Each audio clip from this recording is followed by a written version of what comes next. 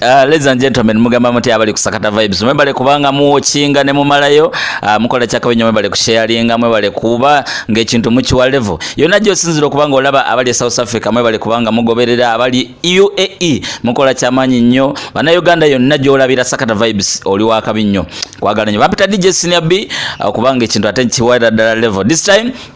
ku kamera kuliko manyi ga mugongo okubanga naye ensonga zikwataganya mu mbeera eyo tumirako aba Entebbe Music Association mugamba muti agamba tya SN Powers Entertainment agamba tya Omuyimbi Swagalodi Keziwizi RPG Kikompola agamba tya omuyimbi aliko gwe bayita Simple ananyini kayimba yenze Simple alera tuzze n'omwami omwami ono ebintu byonna abikoze mu mazima naye tugenda kuyita mu nsonda zonna akola obwakojja akola emiziki akola oba muyite buloga byonna abikola ate nga experience yamanyi nnyo mutindo gwa waggulu so ensonga zonna ogenda kubanga oziraba nalina ekibuuzo bagenda kikuddamu olwaleero nze mmanyi nga Djjacob Omutuuze simanyi oba ggwe bakuyitaani bampita namanya mangi bampita Jacob Kyaligonza akugizibwe yongera kutaataani tata Mewusa kojja guli muli guba muli munda nga teguvaamu gubeera omuguyungiramu omanga guyungiramu guba gwa tabbu ugana okuyungiramu gomayina ekikyamu olina okufuna kadagala omusajja ino olina okuyungiramu balutule mbuuza amaanyi ga mugongo ajja kuba kubuulira naliko n'omusajja omu musirikale nambuuza gye nkolera ne mugamba nkolera ku Dembe FM nambuuza okola ku show kye mugamba nkola ne Djjacob Omutuuze nambuuza Omutuuze muna Uganda oli muna Uganda? Ndi muna Uganda. Nangamba nazaliwa mu Uganda mulago 1983 ebiseera ebyo mamange yali single mother nazaliwa mu Uganda basically that's why sinze muntu atuzalinga nnyo ugenda abweru nandi badi nava mu Uganda da na Uganda mwana nyumira nnyo fa ababeera mu Uganda tuli bazira abagumira buli mbeera ntugumira besije ntugumira people power tuli bazira oli wawulira Djjacob Omutuuze yani Djjacob Omutuuze ali simple ali friendly ali muntu w'abantu muntu amanye nnaku muntu ayise mu mbeera yonna ayise mu kusomozebwa kwonna Djjacob Omutuuze yasolako ku street Djjacob Omutuuze yabbako Djjacob Omutuuze yaliko omwenzi Djjacob Omutuuze akoze buli kimu by the way ekyetaagisa n'ekiteetaagisa byonna mbikoze ndi simple wobanga oli kyali wange oba nzize ngo mbabiramu kulaga nange the way engeri ontreatingamu engeri nkutwalamu wanga nti oli wa Mbazulu nange nkulaga nti ndi wa Mbazulu ondaga nti oli friendly nange nkulaga nti ndi friendly naye Djjacob ndi friendly twogere ku jjana ya media jjana ebadde etya ku musaidi yange jjana ebadde enzibu nti jjana ya media nti omuntu akulaba ku radio akulira ku radio lusi nakulaba ku TV naloza nti olina sente naddala baganda bo mikwano gyo jjana ya media ebadde enzibu nti mulimu enkokola mulimu obutaagaliza bw'okola ekintu kyono kiyiya ate abo bakiteekinga advantage ne bakitwala jjana ya media mulimu enguzi nnyingi aba programs director aba PD asobola okujja tudde na kujja ku radio for no reason nga program ekola nateka abantu bayagala bakyalibe so jjana ya media erimu enkokola nyingi omuntu asoma nafuna certificate rusi natikirwa ninafuna sente ezitamujamu nti media yaffe genefa tekyalina value nga luli nti edda luli ng'omuntu okulya ku radio nga kyamaanyi naye kati biri awo tebitegerekeka ku Uganda ejjudde abantu abatalina mirimu wandiyagadde omwana wa joininga media Uganda buli muntu alina omukisa gwe ku munsi ninze ku lwange kusinziira nina omwana muwala sisobola kukkiriza mwana nkujoininga media lwaki nti ebintu byendabye byebakola abaana bawala bingi bwajja ku radio presenter amwebakako boss amwebakako akulya program amwebakako bwagenda okusaka amawulire gyasasa amawulire bamwebakako kwegamba atambulya mu kusomozebwa kiringa kira ku macyengo ina abasajja 10 abakukwana abasajja 10 tosobola bagana bonna ero lazima 10 either bana oba basatu oba bakkiriza so muwala ngeso amukiriza kujja ininga media ya Uganda kubanga erode teri mu kisende alaje bujja maaso egenda kubeera was kiga kubeera was ujja kutuka ekiseera nga tulaba radio nga teziri ku bakozi nenga zikuba music kubanga nensaza kati kyatandise nti radio so kubeera nga tekuliko presenter nenga yingiza sente. So je kijja maaso je kubeera was so era omuzadde inanga aliyengo ina muganda wa akola media muyize part 2 abere ne plan B plan B nkulumbula mu bwaffe wotaba na plan B wekanga ogawusi wetwogera nga tuli music industry waliwo ekigambo kyebakozesa kyebayita system oli awo yeyambako music okutambula system kyeki system kyekintu kyekiringa nokera ku makya n'ogamba abantu kunyonyeta mu lulimi Luganda system kyekintu ekiraninga ekiraninga project n'ogamba ntugeze nobera ne system yo ngagwe kwanza nange na system yange ojja kunsanga nga nkola wa love doctor onsange nga ndi critic onsange nga na system yange in controlling so system kyekintu ekicontrolling oba kigoverning project yonna gyotandise mu Uganda baani abakola system mu Uganda abantu abakola system musically naona gantu oba toyise mu system tolina hit togenda kuba superstar Uganda tikyalina system Uganda tikyalina system wawano nti eddaluli radio yali ekola omuyimbi eddaluli TV yali ekola omuyimbi eddaluli ba DJ bali bakola omuyimbi eddaluli ba promoter bali bakola omuyimbi nika tewali akola muyimbi kizibu nyokera ku macho gantu omuyimbi yayise ku TV nafuko wakabi so system yaffe ya music industry yafa so ngachi kyagirita okufa nti tetukyalina definition a governing industry definition again no music industry ya Uganda are running because of this and this and this and this and this ostegira ntetucha enough kyogama ekikacha music kyetukola ekikacha music kyetukola kiretera ku bantu system etambula nito tuna system eretera kikacha music wafe kutambula kyovoja kusanga dance hall osange zuku kadonkamu osange bandi usange bikabingi bya music industry bya music abantu gwe bakola so system ya fitu kyayina kyova kizibunyisa zino ku making esawa zino jja kusanga nga ba DJ bakoze yo muyimbi omu mu mwaka usange radio ekoze yo muyimbi omu mu mwaka usange ndo TV ate yo TV tekyakolya kodala bayimbi lwaki kiribo kite because TV nyingi I think Uganda yali tinaba kutuuka kussa dio kubeera n'ebintu ebingi TV nyingi, radio nyingi. Yes, kirungi. Creating a lot of jobs. Na at the end of the day nti otunaba presenter bale ku TV. Baba presenter batasasula na musala. Otunaba radio presenter bale ku TV, ku radio. Mulimo bale presenter batasasula musala. Kinzukize da tatandika media nti media nga okuloma kamulamba nga tebakusasudde okyali ku train bakugezesa. So system yafa, buli kimu kyafa. Okay, eyo nga tuvuddeyoko waliwo omuntu alaba Sakata vibes naye nga tamanyi bintu ngeri gye bikolamu. Celebrity yani? Celebrity definition yayo nene. Naye ka Uganda kakuwa celebrity Uganda. Celebrity I think ye muntu omumanyifu. Naye nze kulange nina definition ate yange nina bongo bange ndi celebrity yandibadde omuntu omumanyifu inspiring omuntu okola ekintu nikati sawa zino tulina abantu bamanyifu baide tulina bantu bakini boyinzo ganto no celebrity Uganda tulina baserebu tulina abantu basinzira ku definition yo tulina abantu abali known tulina ba celebrity ndi known ne siri celebrity mu bantu go omuntu ayinzo ganto Djjacob celebrity ne siri celebrity ndi known. Celebrity ye muntu asokera ku macho kukola ekintu ekyewunyisa. A lot of people ne bachi kiririzamu. So tulina a lot of tulina ba celebrity nesi bangi. Tulina bantu just abali known. Kwanga omuntu akubayo limbo omuntu agamba ali celebrity. Omuntu akola ku radio emyaka 5 nagamba ali celebrity. Omuntu akola ku TV nagamba ali celebrity. So tulina ekintu kyali okoze ekikulirira omuntu okubeera celebratinga. Byebyo. Oba oli awo muyimbi yandiyagadde okubeera abayimbi bangi baagala okubeera ba superstar kyetagisa ki okubeera superstar? Okufuuka superstar kyangu n'okumaintaininga okufuuka superstar ng'oli superstar kintu kikyasingiridde okuba ekizibu ensonga kyojja kusenga olunaku lwaliro osange nti muntu muyimbi asobola okubeera n'oluyimba nafuuka superstar naye buli wayinya ku stage bagamba gwaliko abakazi bakola bayimba nyimba ze natuuka ekiseera n'amala amalala katuba superstar buziba bumuleetera amalala wafuna amalala natandika cutting off opportunities ze kyova nti baba zungu batusinga nti omuntu abeera superstar okujja mu bantu kiba kizibu ni wano mu Uganda oyina okubeera mu bantu okubeera superstar oyina okubeera ku stage oyina okubeera ku TV oyina okubeera ku radio nnyo okufuuka superstar so ekituwe kirina okuba nti omuntu ayina afuuse superstar oyina omutangira abantu obutamujjamize Uganda management naddaba manager ba kizibu nnyo bafuna so omuntu okufuuka superstar mu Uganda kyangu naye ruda ate kizibu superstar abakugamba ntya mwana kwanyiza oganda nange ndi superstar naye ate siri superstar oyinza okukera ku makya ogambe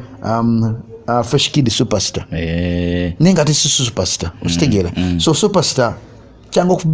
okufuuka superstar osobola okubeera comedian n'ofuuka superstar radio presenter n'ofuuka superstar DJ n'ofuuka superstar yonna mu capacity yonna gy'oli ekintu kyokola nga ki-inspiring omuntu osobola superstar. Tuddeko ku profession yo presenter yani presenter wano mu Uganda presenter ye muntu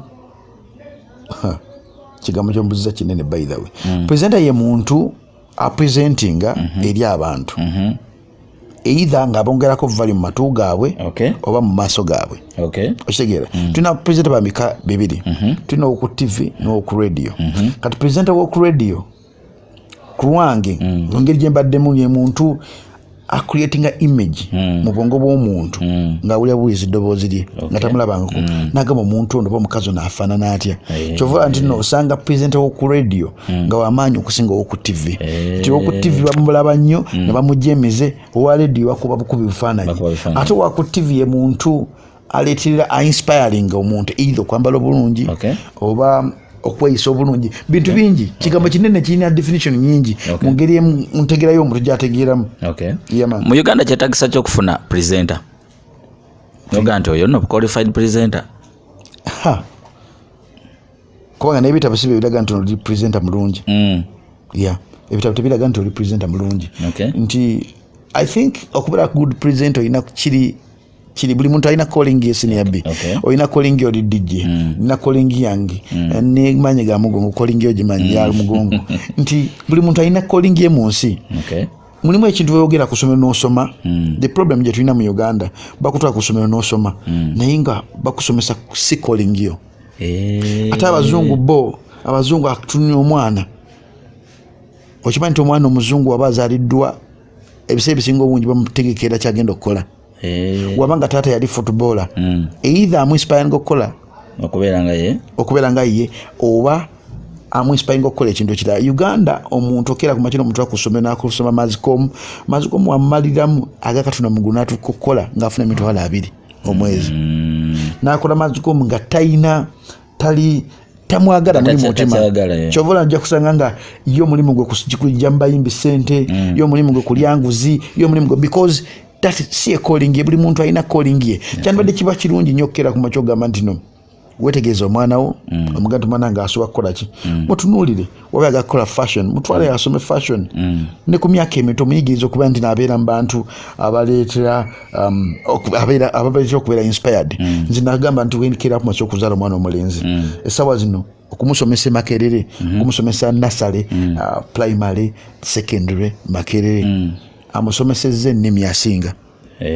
nengera ku makere nga nti nzadde omwana wange omulenzi either agenda kusamba mupiira oba kudduka oba kukuba bikonde kubanga essaawa zino abantu bakola abasamba omupiira ba-earninga more than ba professors omuntu asoma ebyennimi afuna sente nyingi ddala omuntu asrekiddwa omwana agenda okuvuna olulimi olujapani bamusasula ekitinnyo wiiki emitwalo gumu n'ekitundu ogwa $1 oba emitwalo 2 kiba kitegeeza nti no engeri gy'ogulumingamu omwana wo kyekikuleetera omuzadde okuba nti omweganyulwamu kubanga ffenna tukolera abaana baffe ojja kutuuka time omwana wa okaddiwe ng'omwana we alina okukulabirira okitegeera omwana we aba alina okukulabirira kiba kitegeeza nti oba amutegekera bubi tajja kukulabirira oba amutegekera bulungi ajja kukulabirira so ekibuuzo kitegeeza mpozi badde ekibuuzo ki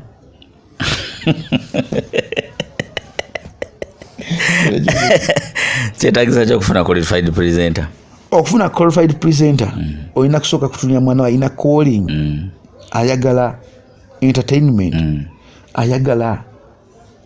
yalabaddekawo n'ayiye ekintu nabadda nti asobola okuvaamu omulamu ogukeera ku makyo ku inspiring omuntu amuwuliriza so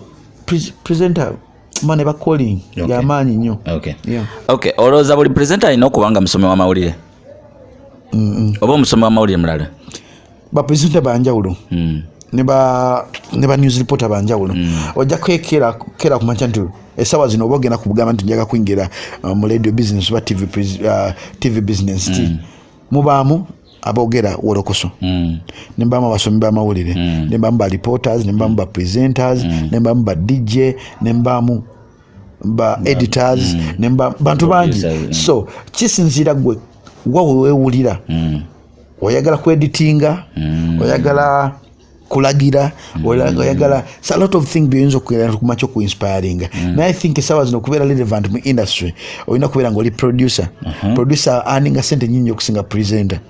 o producing omuntu yena shining but for you get the credit because go producing omuntu oyo ekitali mu Uganda by the way omuntu presenter omulungi alina kubeera nga alina buli program alina kubeera ng'ina producer waayo nga presenter alina ajja omulimu gwe kwogera boogezi na kuvaawo nagenda presenter nga bibategese yes ne mu Uganda tekiri bwe kityo Uganda presenter ye producer ye pidi wa program ye ogera okulaba ndina yetise emigugu 5 afuna sente ntini taani nga kimala otegera chevo obusere busingo ndi basajja batola bakumpanya because babossi baffe baba nanyini media platforms ezenjawulo for them they are making money but end of the day abantu abakola sente baba treasuringa baba tolanga for granted omwana ave makerero bava kumukati bava yonna javudde nayingira okukola ku TV ngamu emitwalo asatu wegati emitwalo agasatu alina okupangisa ke nyumba juke nti woba ngoli known toli celebrity oli known olina okulivinga life eyenkanankana ko ne celebrity kubanga omuntu ali known aba asembedde ku muntu abeera celebrated nti omuntu wakuwulira nga fani wakulidde ku radio for 20 years oba 10 years aba asubira ebintu bingi nnyo byolina okubanga olina alina okusubira nti toyambala nga toyemu gyayambala toyina kwambala jini yemu gyayambala toyina kubeera mu area yemu gyayambala ekitali mu Uganda ojja kusanga presenter asula mu katanga nze nsula eno mazzi zana naye notuna nti embeera muntu Djjacob si yeye tasobola kusula awo otegera so ebintu bingi nnyo byapeninga mu life yaffe nti tunyunyuntibwa tetufuna kimala ojja gamba government nenga government si yeyina obuzibu ba owning business ne system nfu otegera kyekyo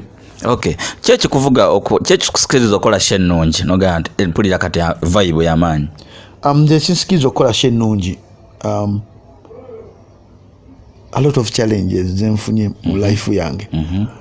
bwe natandika okukola ku radio bali batumya nnyo amaloboozi ng'olina okubeera n'eddoboozi eddungi okukola ku radio wotaba na ddoboozi ddungi tosobola kukola ku radio so bwe natandika okukola emyaka 14 emabega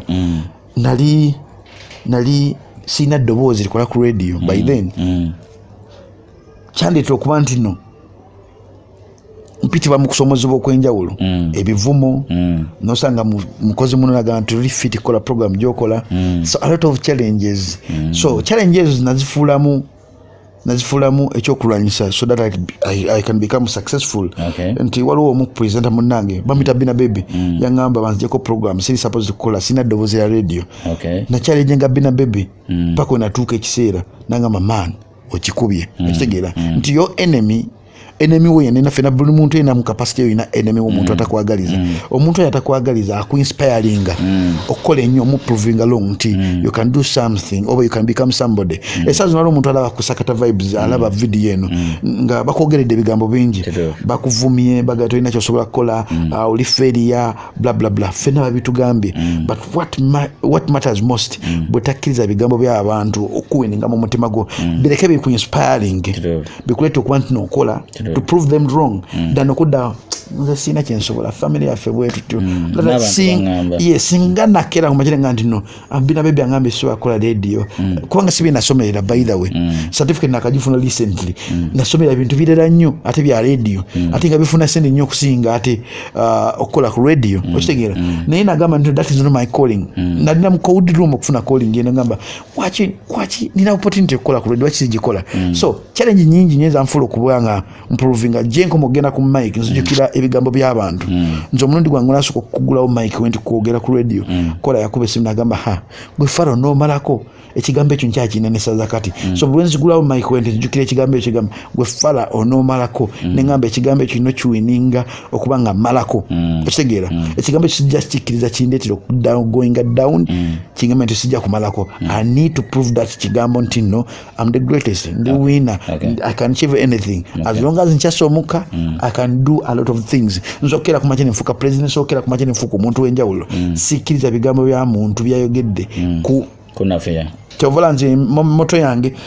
wenve waka ngenda ku radio wemala okukola waka si clubbinga sikola esaawa zino ndi waka sagala kweriranya ku bintu ebinzize emabega kyekiringa okukeera ku makya okugamba nti ndi ku social media yange ya Instagram social media yange ya Instagram today ntaddeyo post egamba weti the day I will die, my Instagram will stand still, my Facebook will stand still, my WhatsApp will stand still.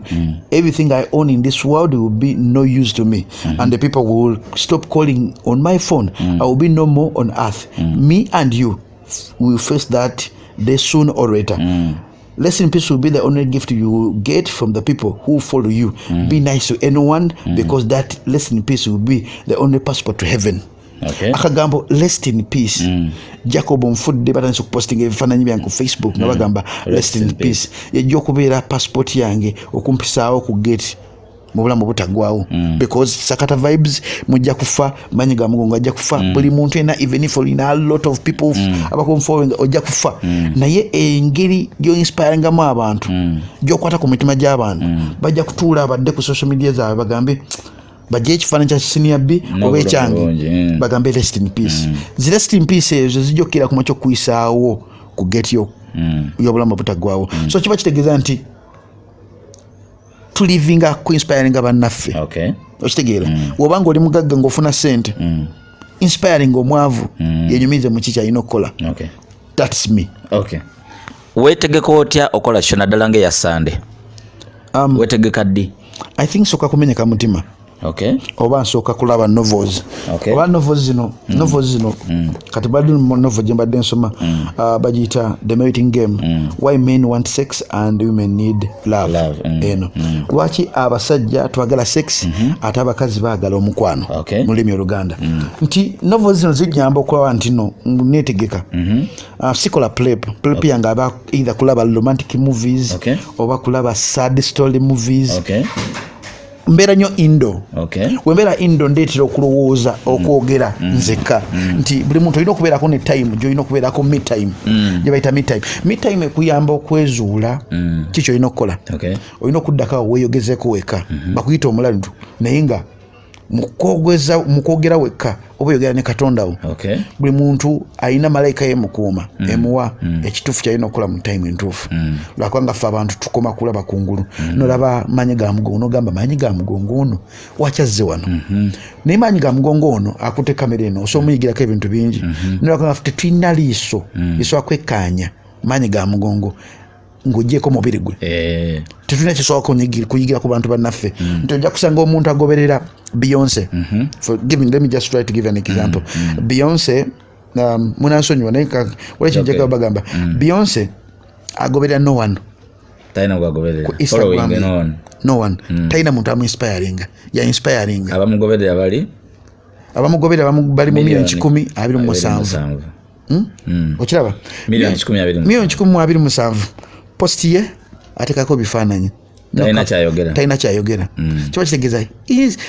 already yakikuba is celebrated gwe omwagala okumumanyako ebimukwatako nze polisi yange ngoberera ku Instagram abantu I think 38 abangoberera ngoberera abantu 281 nti abantu 281 bengoberera n'abantu abangoberera mu post zenyero ku postinga I don't normally post I inspire people ndetira omuntu okwekkiririzaamu even if nyinza okubanga sina likes nyingi even if nyinza okubanga sina maanyi mangi ku social media but end of the day nti mpostinga for the sake of somebody okujjamu ekintu kinjawulo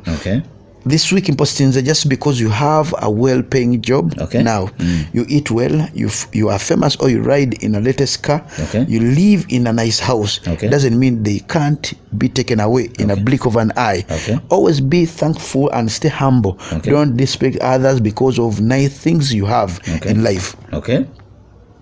Esazi no siniabi wala omuntu alotokwata esimu eno jenina esazi wala omuntu alotokola ku radio program jenina esazi wala omuntu alota okwambala esate jenina eno abantu abo instead of bamalamu amaanyi by inspiring because there's a challenge empise mu bulamu bwange abantu bamazeemu nnyo amaanyi start from my family okutuuka ku mulimu gyenkola okutuuka mu bantu bempeereza nti abantu abo singa tebamalamu maanyi maybe nandibadde somebody else maybe okumalamu amaanyi kwabwe kwandeta okubeera nti ndi inspired about myself so eno post nagitadde olw'obulumi bwempitamu sometime nembeera nenjogera njeke negamba maybe I need to kwa kati eno jembadde nsoso kusomera about you die mbadde na mu toilet nga ndi mu toilet omu ngenda kusenya mannyo ningamba okimanyi tusookera ku makya okufa Instagram yange yinza okuba ngina abantu bangi nesigalaawo yinza okuba nga nina poloti motoka biki byonna nebisigalaawo bukimu kyetulina kisigalaawo abantu abane bakyenjuyingamu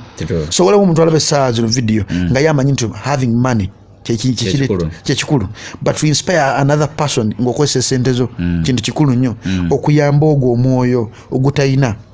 kintu kikulu nnyo bokera ku makino ganti nno noyita ka video ku YouTube nosanga waliwo omuntu ali mbuzibu don't laugh for the sake of okulaughing nogenda ku Facebook nosanga omuntu bamuvuma no commenting no sanyuka nnyo life yo ng'ogitambuliza mu negative n'omwoyo gwo guba gufa goberako ku bantu abakuinspiring omuntu ayongerako vali ku mwoyo gwo omuntu akuletera okuba nti no ojjukiramu mu biseera biri byotayina kintu byotayina kyakulya byotayina nogamba man katonda nga mukulu olabanso okuva somewhere from far nentukano wendi that means the next day ngenda kutuuka awantu awalala ennyo okitegeera so ebintu webityo nti nze simalaga postinga simalaga goberera sigoberera nze bazungu sigobera omuntu omuzungu eka gwinza okugoberera ali pastor bamita sijja mu buli alinyali ne pastor ya inspiring nnyo ayina ebintu byayogera n'ogamba man maybe ayogedde nange maybe is trying to teach me something kyoyinza okugenda okumakina nenyumiza mu kikyendi so a lot of celebrity betulina abantu abali known instead of okukola platform zaabwe okuinspiring abantu abagoberera batekawo bintu ndi mu motoka bakazi bazina weragira kube ababagoberera kweragira ngobera Juliana let me just try to give an example Juliana yomu ku bakazi bensinga okwagala ayina abantu emitwalo asatu mu mwenda Juliana I think mu post za postinga yamuyimbi celebrity gwe kagwensa kusoso okulaba ntino afayo nnyo ku teaching abamugoberera yataddeo ng'ali ku motoka ye Benz natekayo akantu a positive attitude is important for whatever it is you are embarking on. Have a fantastic weekend. Akagambako have a fantastic weekend. Kamera omuzi omuntu abadde n'ekizibu asooka kasomera gamba wow maybe agamba nze let me just enjoy myself. Okitegeera nojja kusanga omuntu mukazi mukulu oba musajja mukulu ali ku Facebook avuma, ali ku agoberera omuntu awemula, agoberera omuntu avuma banne,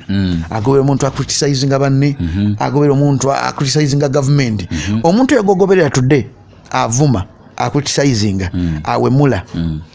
tayina value gyagenda kwongera ku mwoyo gwo, wala agenda ku destroying omwoyo gwo gubeere ng'ogugwe. Buli muntu alina muntu gw'asinza. Sina bebe na katonda ogw'osinza simumanyi,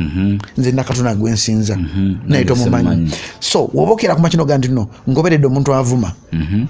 ogoberedde kizimu kye kyasinza. Okitegeera force ziri ku nsi nyingi, waliwo force ennungi waliwo ne force embi. Abantu abali wano ku nsi tugobera forces enjawulo. Malayika yaliko omwana wa Katonda. Simanyi na space emala. Yogera tugende mu maaso sabula. Malayika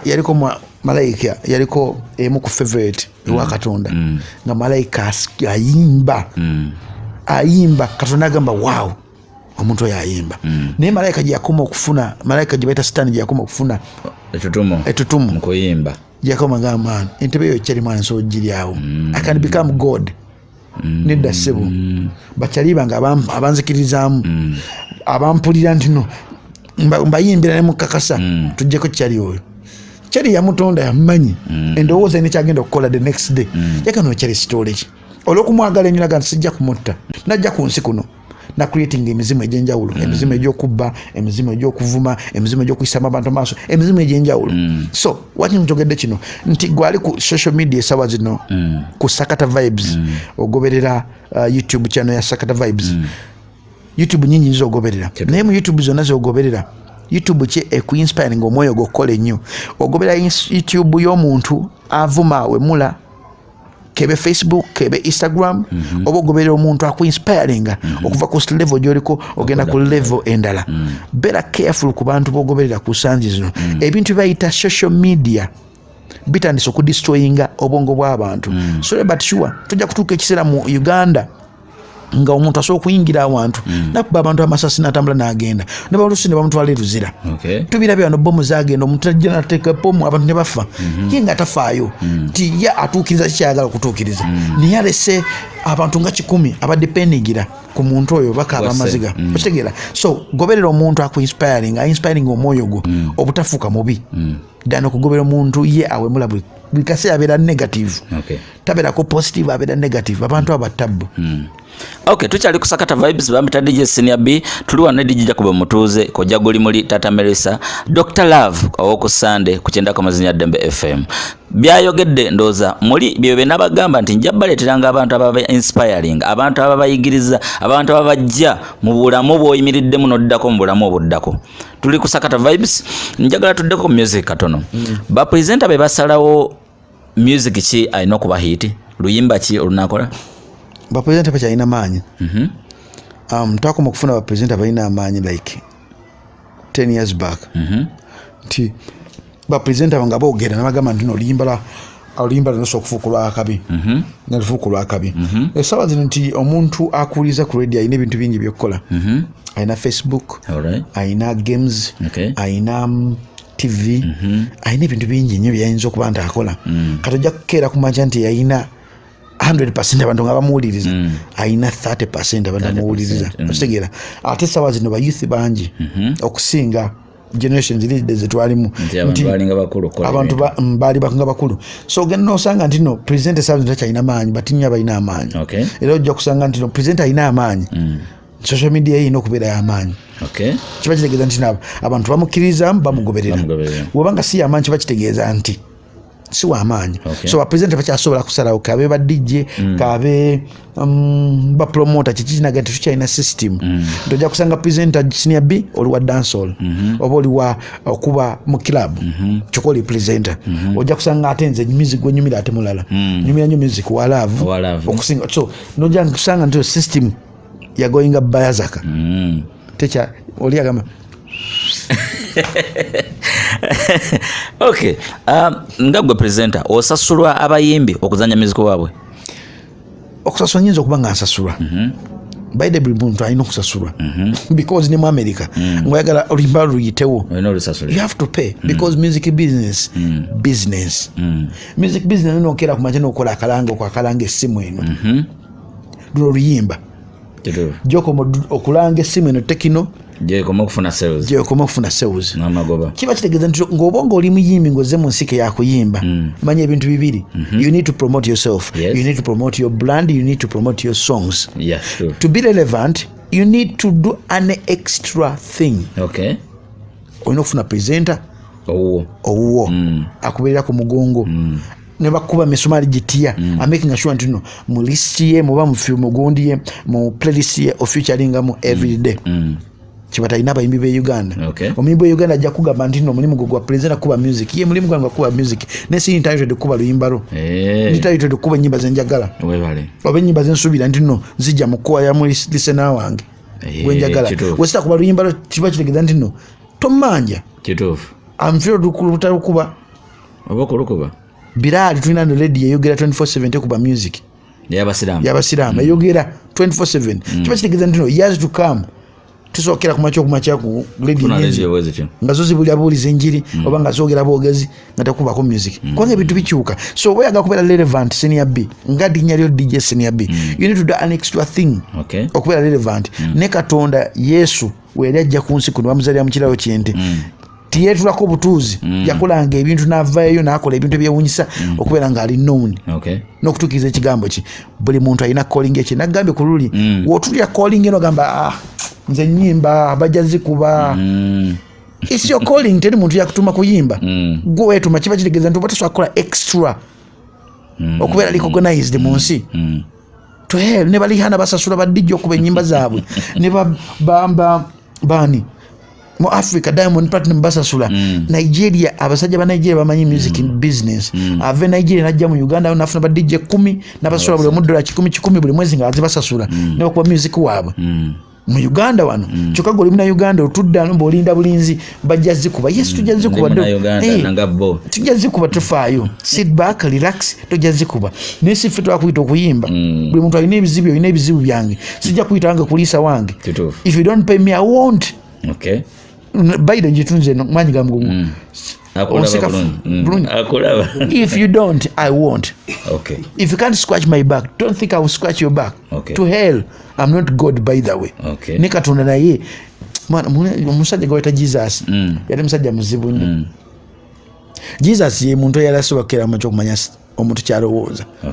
yategera Judas Iscariot agenda muli amolukwe nesebo yamuleka n'agamba genda okwaka gati kano gwejja okulya amolukwe n'akamuwa byonna ne byali bikumeza tebyakitegeera ne Judas kenyine yagwe muli amolukwe teyakitegeera yali abuli so I'm not Jesus nze ndi muntu eyatondebwa mu kifaananyi kya Katonda kiba kitegeeza nti no calling engomba ndi radio presenter ngoyagala favor okuva gyendi if you need an extra favor oyagala limba lutambule ku peso yoyagala beera we netunanyumira njadde kuba noba oyagala lujje on skills and ukube nuguza abantu abampuliriza abamugoberera you need to do an extra thing because ne mukwano abakoze obutto bwe tatuna nayo butto bwe bujja kutambula akola extra ne MTN akola extra ne bagabako ebirabo byobwerere yes katokera kumacha omanyi Uganda eri fanenti kibyo muyimbi okusaba president okusaba omuyimbi sente nekireti abantu we batyo kwekera kumacho kuyamba abantu bangi muri jimu ya senior B emyaka 14 mabega twayamba abayimbi bangi either twasasula mutukuba twasasula nkubera mu mbeera embi nga bo bavuga mamotoka okigera nti ebintu ebina byanjigiza nti I want to woli woino gaggawalira either ogaggawala oba togaggawala ne wotule no gantu kaninde salary waliwo engombe gamba nti n'omusajja omuntu yenna wakola ki alira wakolera kujogera mu luzungu bagamba ki a man eats in wakethe okay era kuchitira ku music okusinza ku experience jolina system ogibaddemu obaddeko part of the system ngo running a system oloza lwaki abayimbi ate bavaayo ne baleta save you music waayo none kwa bagalo saving abayimbi bali confused mbuza lwaki bali confused omuyimbi wa Uganda kasitabira ne sente nabera ne nyumba nabera n'abakazi biba biwedde kalo jakira kumacha save Uganda music ngabo yenyini balina problem nti on my side kule jenkolako ojja kubulimba lo muntu amukubye esimu omugambe manyi badde nsaba kujja performingireko ajaga manjaga $5 gwa atunde ekintu kyakola webalenye gwe a promoting ekintu kyakola webalenye akusaba $5 abasajja bazungu naye sikimanyi nti kino nti paina charity twabadde n'omusajja mukyala kuva South Africa bayita Ivon Chakachaka yabadde ku Serena recently tebamusasulade n'ekikumi yajja kuyimba kusonda senza kuyamba bana abawala ababona wenkera kumachanga nzedde ya senior B nina fani bange abanda bakusakata vibes ne credit wenkolera ne nkubiro mimi ngani badde nsaba je on performing ireko wano nkola bitu bibiri nku promotinga already ku radio ne ngendo kuteeka ngenda ku promotinga wo ne guno takira bano gandino nyagala 5M nyagala $3 nyagala $2 ninga mara amanyi gange amaruso gange okwendo singa your song ku program yange ziba dakika 3 ne dakika 3 ziwiza millions of people you don't tukibala amwejo go sinzide ku kicho bajaddu ko babaga batebagala my dear kadde mukali ko agambe aman itesene wakesi omuntu alya omusajja yenna alya wakolera kiba kitegeza nti nno wemba nkuba oluyimba lwo today nenzijja nemugamba nti nno manyi njagala ojje onyambeko nange nina bafaani bange banzikirizaamu ntegeeza kivulu kyange jago nyimbire kuno ngamba njagala 5m oli musiru trust me oba musiru oba muyimbi musiru oba muyimbi ali selfish oba muyimbi atategeera because a presenter a DJ a promoter ye omulimu gwokukola bivulu ne presenter DJ radio presenter yenayina bebantu abatunda wakwabwe kiba kitegeeza tugeze nti mpaya amafuta ga milioni oba mpaya amafuta ga mitwalo 5 oba mpaya amafuta mu capacity y'omuntu akuyise nga presenter mpaya amafuta ga mitwalo 10 omanyi Djjacob nja kusobola naye awantu owala olabawo naye mpaya amafuta ga mitwalo 10 I will be nja kisitegeera omuntu ono yes muyimbi nyamu amafuta ga mitwalo 10 awaga mtwala 2 okitegeera naye ojja kusanga omuntu omugamba nti omukubidde lime emyaka 15 emewega agambe Djjacob nyaga milioni 3 nga tatidde ogambe wow kanzireyo emabega nfune abayimbi abato bapromoting benasookera kumakyo kujjamu 10 nabo nga banzijjamu 10 because Djjacob when promoting oluyimba lwo ku radio mbawa ndugu z'abantu abantu abo abayimbi bange ne bafuna sente samu mbivule birala nange ne mbafuna nga ntegese ekivulu kyange line secret omanyi presenter yomu ku basajja bakyasinze okuleeta abantu mu music industry ya America ne line secret ye muntu akuba essimu oba ngoli presenter ki oba ngoli muyimbi ki nojja noyimba ku 31st jawanikire ekinankani ekyo kubwerere no by the way ye muntu asookera ku makina akoso omuyimbi w'amaanyi ekintu kubwerere so Uganda ya lero nti ojja kusanga omuyimbi ng'ate yeegulumiza nayisamu DJ amaaso nakuba presenter MP Uganda yeeyo so bonga batemunakera ku makya kuleeta save UG music besoke besaving bamanyi kye baagala okitegeera bafuna opportunity bano ogenda kulaba Museveni nosanga oli musajja mukulu nze sikyayimba kubanga nayimba simanyi muntu bonga naawe nze simanyi n'ebizibu bingi nze bakuba amasasi kabina nze simanyi so bayina individual problems buli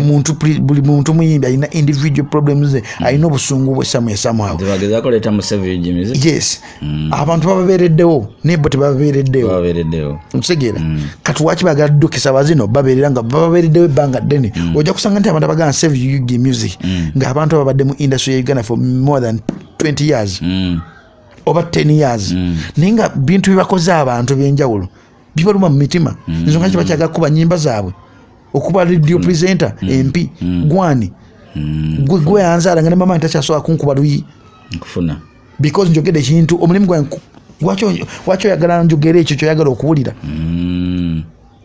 ye Uganda buli muntu alina omulimu gwe olina omulimu gwe nange n'omulimu gwange kisinziira abantu bagala kunreceiving abate nga njogedde kyekyo okay toyanze tulina Djjacob Omutuuze tuli ku Sakata Vibes tuwerabira okusubscribing awo obenga ofuna updates anytime when we come obenga otambula n'omutindo edda twafunanga hits nyingi nga mwe muli mu system lwaki ennaku zino kizibu okufuna hit promotion yakyuka edda mwa promotinga nga mutya music wedda yali bwangu okupromotinga for example I think abayimbi bali batono nga ne platform is promoting music yo mitono radio zali mbale ne TV zali mbale esawa zino TV nyingi radio nyingi ojja nojja ku radio ngolina okulisa abantu nga basatu olimbala okuzanya ate abantu abo basatu nti tojja baki bamala okwate video gitwale ku TV nga ku TV olina kuliisa ba producer nga bana olimbala okuzanya ekitali wulira edda nti redda nga olimba lunyikira mbandu nesawa zino tesobola kunyikira because nebitwala abantu bafaane bingi ojja kusanga aliwo faani abanyumira akazannyo ku saawa eziti kwegamba engage stock kyovala nti ne MTN webeera nga yakyusaamu yagamba nti nno kati wemba nina radio zange 5 oba 4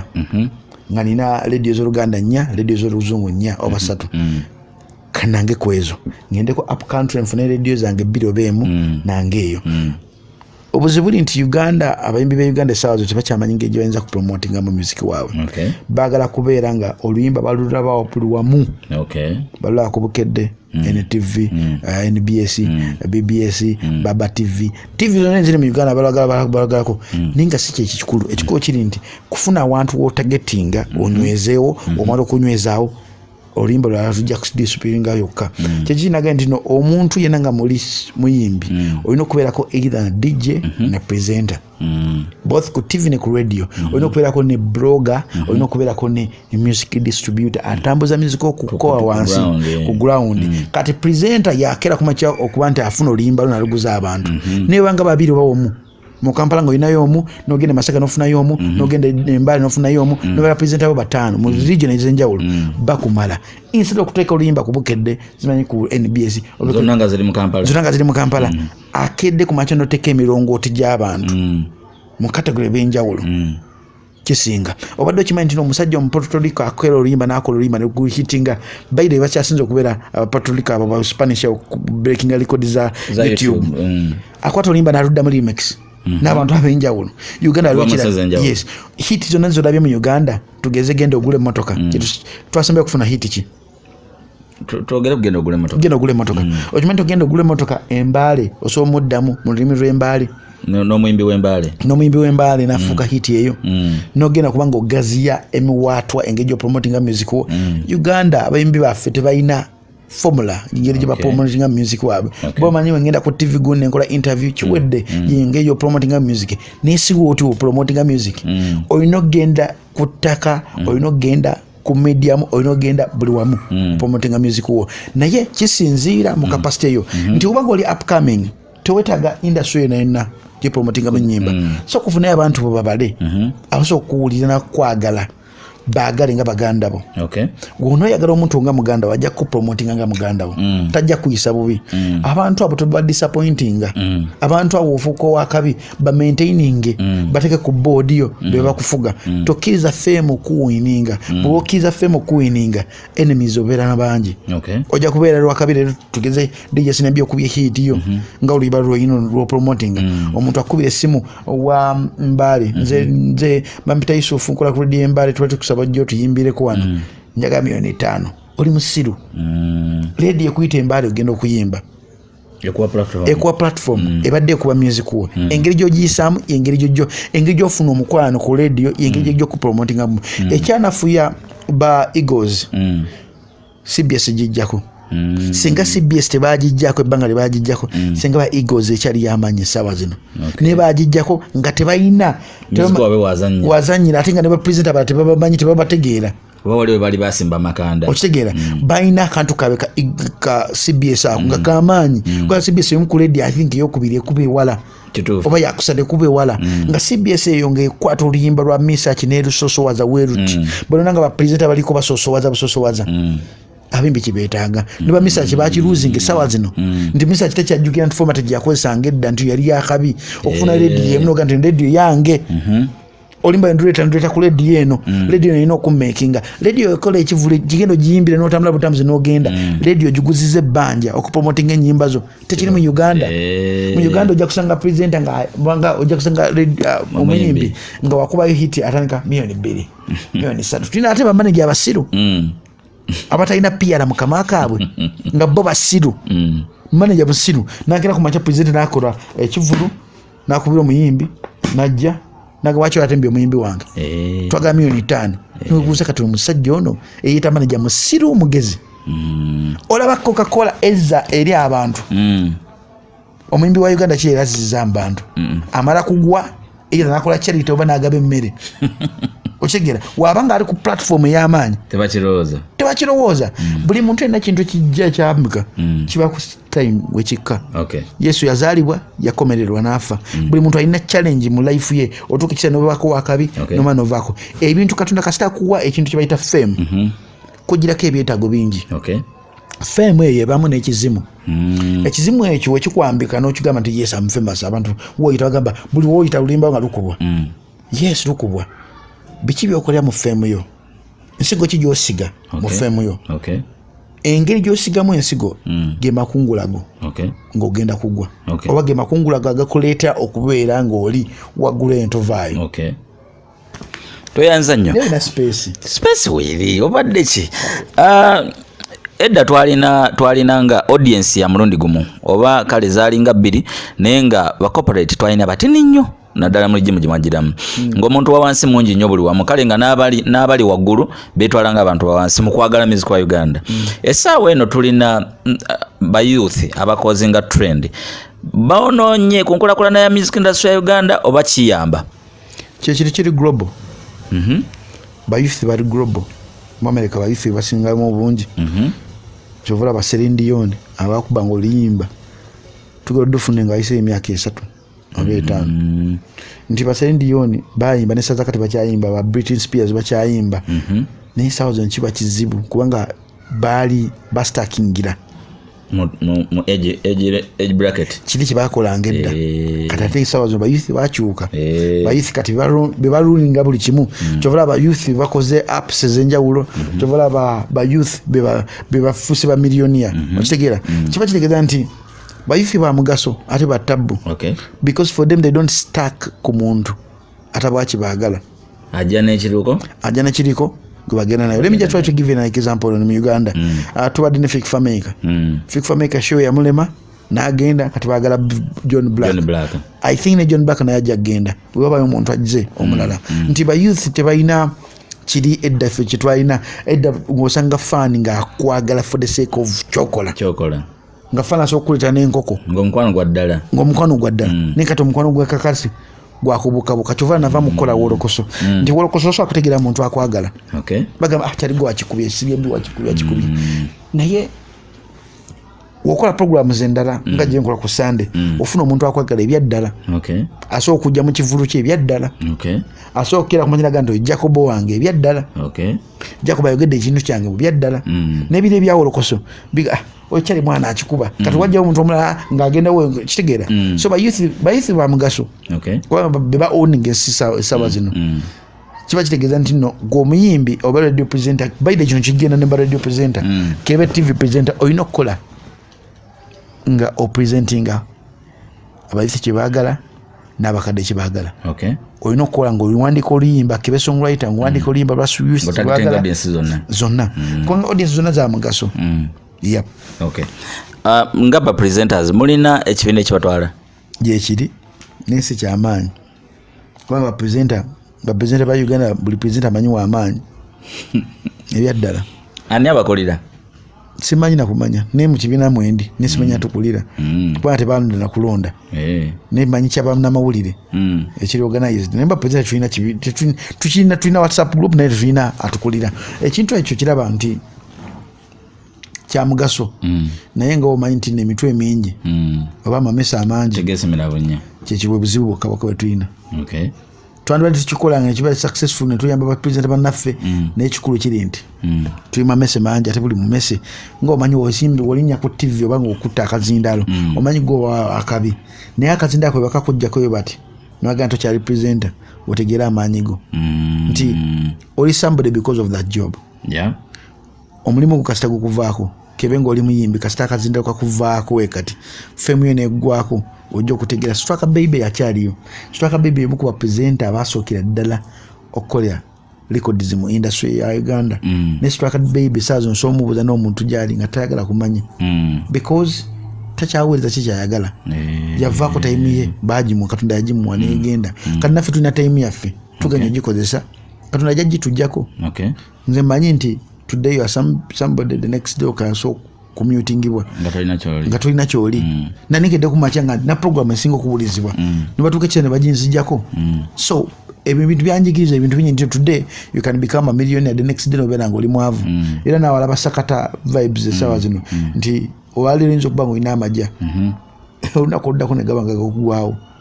byebyo bizibu ki bapresenters bye basanga ebizibu bapresenta ebisingira ddala okuba ebizibu nti tunyomebwa nnyo eri babbosi baffe tuyisibwamu amaaso tuli baavu nagambye omwana asoma okuva mu nasale nagenda mu primary nagenda mu secondary olusi nakwata course olusi nagenda ku university naye ogenda nebakutikira ngomaze kola journalism bulungi okutuuka mu field bakuwa emitwalo 3 essaawa zino ennyumba ya president omutofu kyandibadde asulamu ekitini nnyo yandibadde emitwalo 5 ne bapresident abasinga obungi basulamu ennyumba ya mitwalo 15 2 kiba kitegeeza nti gye bujja amaaso tekigenda kubeera wasi kiki kinagamba nti oba olina sister wo ng'akola journalism oba brother wo mugamba akole party twayiye ekyokubiri abeera nayina ebintu bibiri omulundi gumu okitegeera nti kiranje esinga okufuna abantu batusubiramu bingi tabe bazadde bo amanyi okukola ku radio boyina kugenda kufuna sente ekitali kituufu baana bakola ku radio nga bafuna bwereere just baga platform gotebereza nti ovudde Makerere abanoonya omulimu kugeze ku Sakata vibes Betaaga omuntu alina obukugu bwa myaka 3 kyokubadde osoma tolina experience ovuddeyo kunoonya mulimu yes kyovanze nesenga nali mukulembeze essaawa zino omwana wa Nasser asasula $1,000,000 singa nali mukulembeze nga nze ndi mukulembeze nanditaddewo etteeka singa nze president Museveni nanditaddewo etteeka nti omwana asasula $1,000,000 asasule NSSF ye emuyamba ng'avudde Makerere okutandikako wabanga asasula $1,000,000 bajjeko emitwalo 10 bagiteeke somewhere omwana asoma mwaka mulamba asasula $3,000,000 ze mitwalo 3 eyo baby class alina ogenda mu top agende mu simanyi muki ziba top baby top ne P1 kati top ne baby ze milioni ze mitwalo 6 wajja mu primary P1 bayinza okusasula emitwalo 2 kyesina mu capacity y'omuntu ne ku sente ezo ziveeko emitwalo 5 ezigenda mu NSSF ye ng'amaze okusoma ajja gisomera mwaka mulamba ogenda mu kibiina ekirala ze taamu tugeze emitwalo 15 mwaka mulamba gugenze ku NSSF ye agenze mu P2 P3 P4 watuka ku university era siri ku $3,000,000 waveeko emitwalo 2 akagenda ku NSSF ye ogenda okera ku makyo okumaliriza wooti ng'omwana anoonya emirimu anoonya omulimu naye nga ayinako akasente ke ku account kiyava mu baby class nga akakuŋŋaanya akasente kasooka kajjayo nakola ka business ka chapati nekamubesabesawo nga walindo ekintu kyakola naye abakulembeze baffe betulina mu Uganda nti bube kusambuto era nsasira bano ababuza gundi nibaga ntusitaga abakulembeze abapya negotaddeyo omupya oyo gwotwala gotigisa essaawa zino gole mu kutigisa essaawa zino goli mu kutwambuza buli wamu essaawa zino ajja kutuuka ajja kulowooza ku famire ye baganda be mikwano gye nansawo ye teri muntu teri muntu ajja kera ku makya agambe munange $10,000,000 zino okujja ng'oli kyaliwe nnyo weekolerere zaala abaana b'osobola zaala beera mu bulamu bw'osobola twepaatika ku bintu byotasobola olowooza obuvunaanyizibwa bwa pulezidenta mu music industry ki kupromotinga both audio n'erinnya ly'omuntu kupromotinga omuyimbi erinnya lye n'ennyimba ze videos ze naawe kwepromotinga yenyini nga radio presenter alright tukyali ku Sakata vibes nze DJ Senior B ne Manyiga Mugonga ku kamera ndine DJ Djjacob Omutuuze tatamirisa kojja guli muri Dr Love okusande kukyenda kamuzinya Dembe FM ekibuuzo tusigaza ebibuuzo bisatu neera waliwo ekibuuzo tusobola genda nga tutumubuuziza nakyo tujja kuba tukifuna mu maaso awo kyenjagala okumanya nga ggwe okusinziira ku experience n'abantu bozookukola ababo badde nabo mu system bapresenta kisiba ogamba nti abo ba legend nti nawe babadde balina kye bakwongerako nze buli muntu alina presenter amusingira nze nali nga nsoma nali inspired mu bapresenter abenjawulo Bebe Cool yali akola countdown Juliana nga alina show gyakola Straka waliwo DJ Wilba yali akola ku impact nze omuntu ali versatile osobola okuwuliriza enjiri wenva ku njiri nengenda mu entertainment nengenda mu politics so buli presenter mu category enjawulo inspiring naye ate sikola nga bo nkola kyange because I believe nti nekola ekyange njafuna abantu abanjagala nabangoberera so abantu bengamba ntino bengamba nti kulwange nganze ba legend asokera ddala omwoyo gwe Katonda gumuze emirembe musajja akolanga ku capital late date omugenzi DJ Ronnie yali chali wange omusajja I think yasoko kumpa computer yali chali wange nnyo oli DJ Ronnie inspiring konti yali inspiring okumanya about love nice mind no sokera kumacho kuogera about love no kumanya love chichechi then waliwo Wilba yakola ku impact yali akola ibintu bya gospel ya inspiring okumanya what is God yani tugira mu politics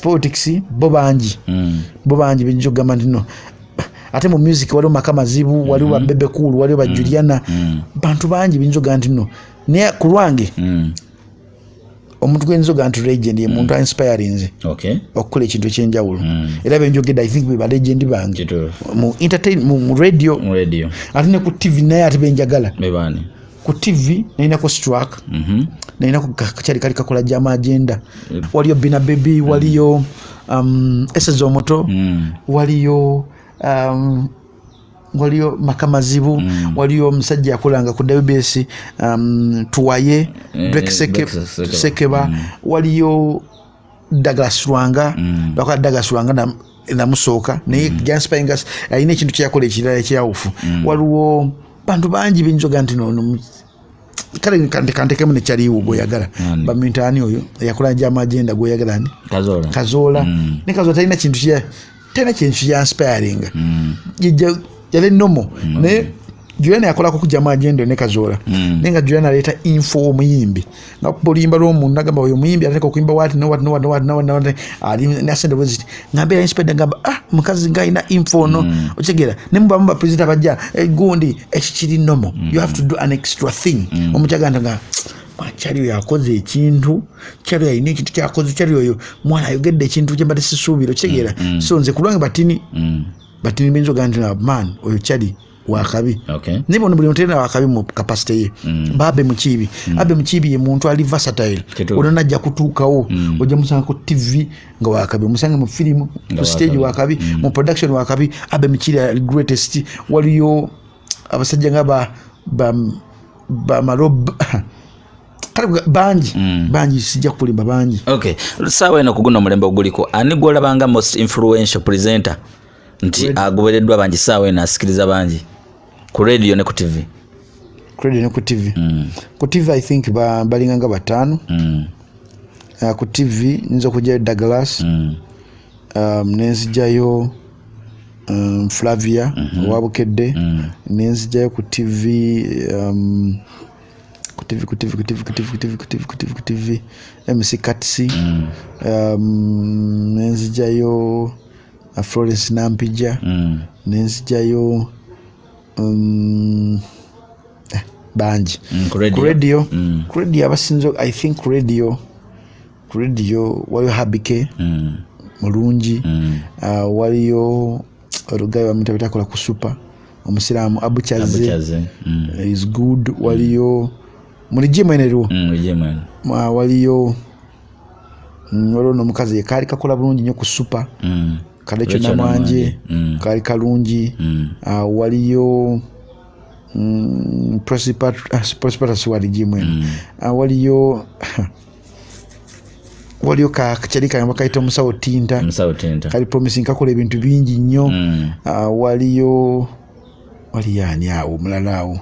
waliyo Nimrod naye mulungi wone gayo mulago bayita akola ku Galaxy bamuyita Arthur the vaccine oyo asa mulungi ne gayo no bamuyitani ono akola comedy Tata Sam yani Tata Sam akola ku digida ne gayo naye mulungi ali versatile waliyo nani omulala ku radio banji nga presenter oloza lwaki politics ayingide nyo music oba lwaki music ayingide mu politics entertainment lwaki joininga ne politics bwe busiru bwa Abayimbi mwaba siru omusiru nga musiru aba musiru yes tugeza ko kopa South Africa na Abayimbi be Uganda bageza ko kopa South Africa nebera bidento South Africa yali etwalibwa abazungu wantu twalibwa abaddugavu omundugavu atudde ku ntebe omundugavu alitidde abantu bonna abasinga obungi kwekyawa abamu si majority ekintu kitibwa okuyimba kyekintu ekyotasobola kwesembereza na politics nti okuyimba nadda mu Uganda omuyimbi ala ku stage wokawuka oluusi ne ku platform omuli Facebook omuli Instagram YouTube omuli n'okutunda music online bokera ku macha n'oliranya music ne politics kiba kitegeeza nti ali mu bukulembeze tajja kuba musanyufu ajja kendeeza emiwaatwa gy'ojjamu esente ng'omuyimbi bwe busiru bwe nkugambye ojja kukeera ku macha osanga omuyimbi buli naku abadde afuna $5,000,000 nga teva mujjako na musolo. I think yemu ku gundi yemu ku institute eri mu Uganda etasasula musolo music naye webadde waabe basasula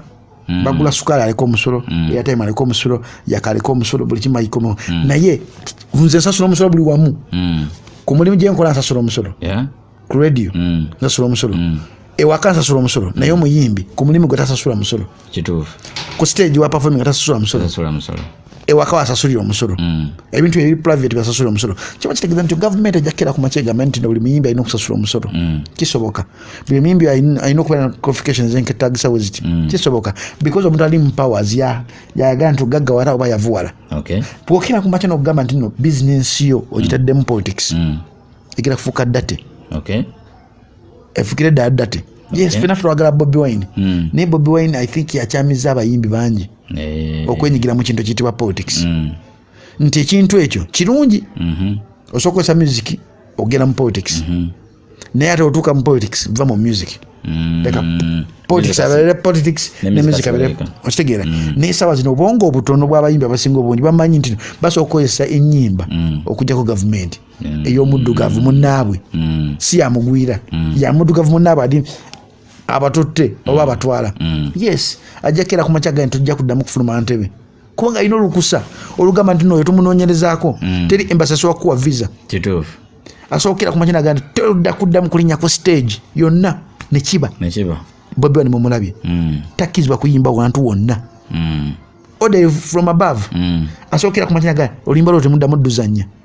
nawandika ebbaluwa nayita saagala kuddamu kulaba luyimba lwoyo n'olusigaza ku internet nga lutambira ku internet naye still amaanyi go gajja kukendeera ng'omuyimbi omuyimbi amaanyi go kuyimbira bafans otandika okusalibwako bafans okwedividingamu okulaga side tuba kitegeeza nti nno oyawuddemu bafans bo olina faani omufaani omukatoliki olina faani omusiraamu ng'omuyimbi olina faani akiza mu bajjajja muwanga bona olina obbasavinga equally naye okira ku makino ganze ndi wa people power ng'oli muyimbi oba musiru mentally buli kimu kyo obwongo bwo bwa busiru because odidde omulimu gwo okutandisa ogulagamu sides which is not good which is not okay omuntu nga radio presenter olina okira ku makyo gamba nze ndi wa people power nze ndi wa movement olina kubeera neutral weguba musumaani gukubeka guli neutral webibi bya people power webibi bya movement webibi bya FDC webirungi bya people power webirungi okitegeera olina okubeera neutral ye muyimbi okitegeera muyimbi alinganga onola bafaza oba pastor oba sheikh tokkizibwa kulaga side yo bwotoka ekiseera noga nti ndaza side yange ndi faza biveemu ebyobufaza genda mu politics wo obanga oli mimbi olina side biveemu genda mu politics yes abantu tubaawo tubonaabona abantu tulina ennaku ey'enjawulo naye ennaku yo si yeyange okitegeera oyinza nti oyimbira jeno abantu balina ennaku nitumanyi bizibu byabwe mwemwamu abantu baganyiddwa mu system eriwo nemwamu abantu bataganyiddwa mu system eriwo naye nga abantu baganyidde mu system eriwo I think ye majority esinga obungi ekuwagidde wateeka sente ekyaddondo oba sikusirena nejja nekuwagira wogaa nti ate eve mu system ega nimakyalo nomwalira 10 lyange ayagala nve mu system kati ndiyewa tajja kuddamu kujja kuserena oba ekyaddondo yona gyotegeka ekivulo kiba kitegeeza nti omuyimbi omugezi ye muyimbi ateekako sengenge mu politics singa Bobi Wine yakera ku makina agamba nti numanyi kyogere ntya nvudde kati ndi politician ebyokuyimba mbimazi kyandibadde fair naye akozesa ebintu bibiri omulundi gumu kirungi ku side yange saga munkowa tebubi kirungi ku side yange naye at the end of the day kyatabu kireetera abayimbi kyovula nalatobye alapigi ave entebe eyo ngakoze olimba lwa politics nga nvuka musiru oli alapigi tolina n'abafaani bawera 200 ogezako ku buildinga kaliyayo ofuuko wakabi the next day olagiddewo side oyina omwana wokulabira omuntu bamita Jesus gwakalabira taina ali tofudde ku mwana wo ozze behind the mic otandise kuyimba simanyi biki my dear ekigambo komera kyangu okwogera naye olunaku bakera ku makya okukuteeka mu komera n'omuntu gwowagira gwoganze ndi wagundi ndi wakibina wekiti ajjayo omulundi gumu oluusi ebiri oyinza okubeera ku campaign omuntu gwowagira n'atuuka mu bukulembeze n'atakujjukira kikiri bayita weebereremu before nga tunakkira ku makya kukola kintu so okolooze kino ekintu kingenda okukola kifunza nsawo yange kindeetako ki kimpa value ki ye abaffe wenkola ekintu kino woba ozadde omwana wange anaalyaki oyinza okuba nti tolina makulu ku nsi teri muntu atalina makulu kabe mulema yesu ogenze oli mu politician oli ku saidi emu wate nga bankubye tiya gas ne bankuba eriiso ani agenda okunzijanja watya nga nfudde buli muntu kyamagero ku saidi y'omuntu omulala essaawa zino senior bill kyamagero ku somewhere omuntu gwotamanyi gwoinspiring buli lunaku akera ku makira gamba singa mbanga senior b singa mbanga sister wange singa mba waliwo omuntu gwoinspiring ali mu nsonda akutunya buli lunaku olukye gwotamanyi kyekiringa okera ku makya okukwana omukazi oba gwe wamutegeera dda nga yita kumanyi nti wamutegeera dda n'obwera ngaomukazi oyo banaye mukazi ankuba wotukira ogamba nti mubebi onkuba nga gakatuna mugulu moments nyingi nnyo zozokuyeti ngaokwatula ekintu ekyo ne life wetu weeri olina omuntu goinspiringa buli nnaku olutambula nova ewaka noyambala engatto nakufuna nga musajja yambadde engatto singa nyambalako singa mberako singa okitegeera omuntu oyo goinspiringa tomumanyi oyinza okuba nga tolina maganda bo tolina ki oli bwomu bwannamadigina mu nsi ninga waliwo omuntu katonda gwe yakuteeka goinspiringa boba boinspiringa so abayimbi balina okukera kumanja okumanya nti music kagati kaabwe tulina abayimbi bangi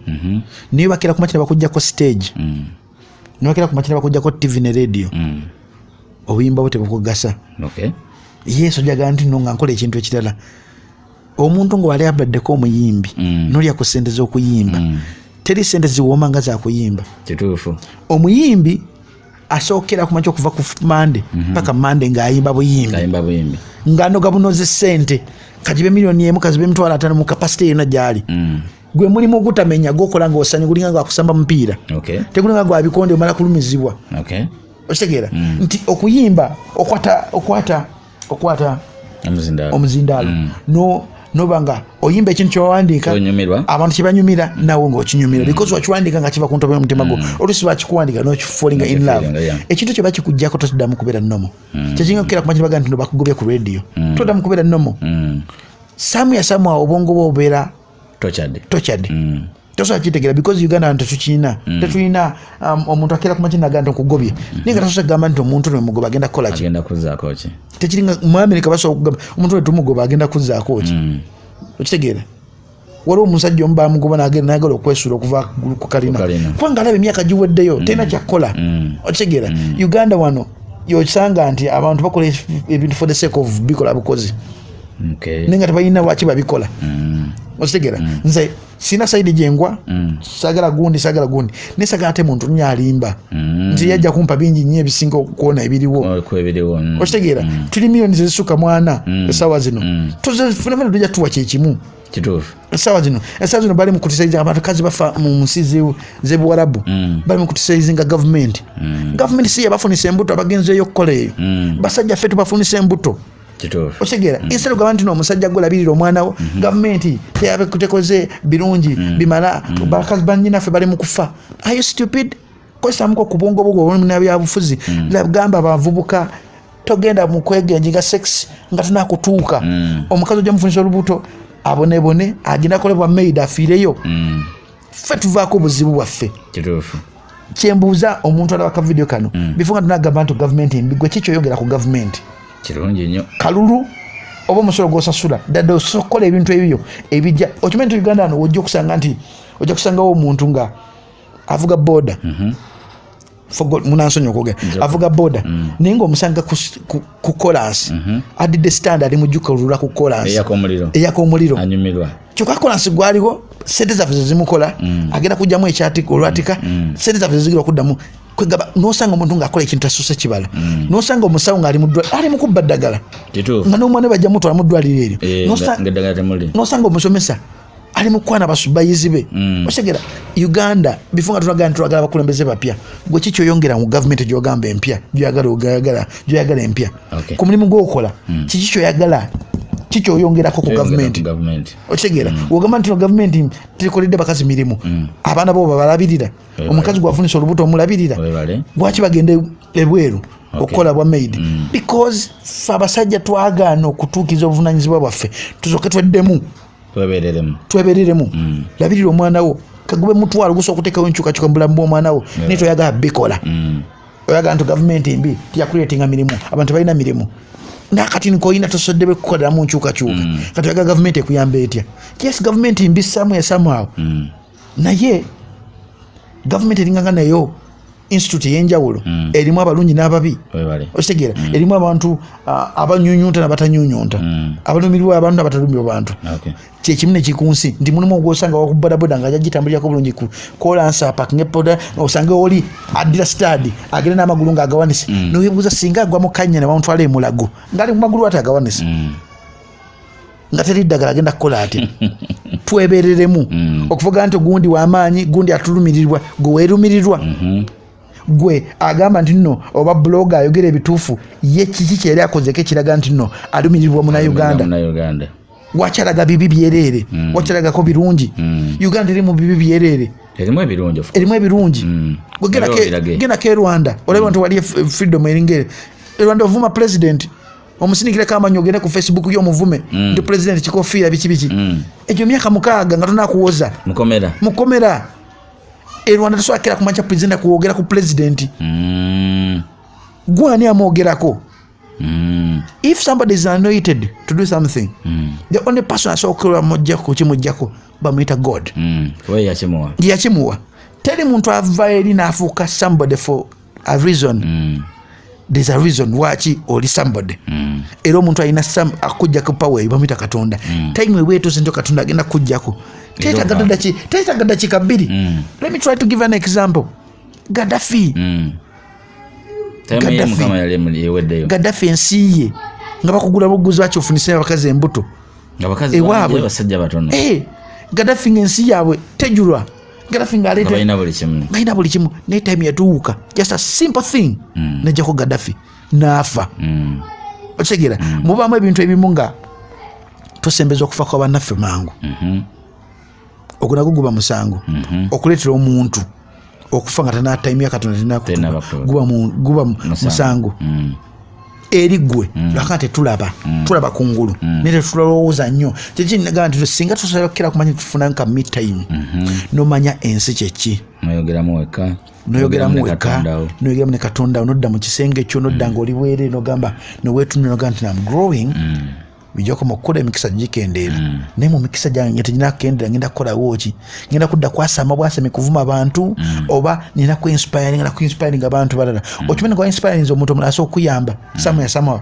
so kiba kitegeeza nti no bifunga tetwakira ku makya nti abayimbi kudda mu politics bebereremu ntunira no liri puzzle nenkwatibwako ennaku obadde kaana kambata from day one tewasoma obonyebonye Katonda akuyambye akuwadde fame agikuwadde ogikozeseza bubi otandise kulaga side kirungi okulaga side by the end of the day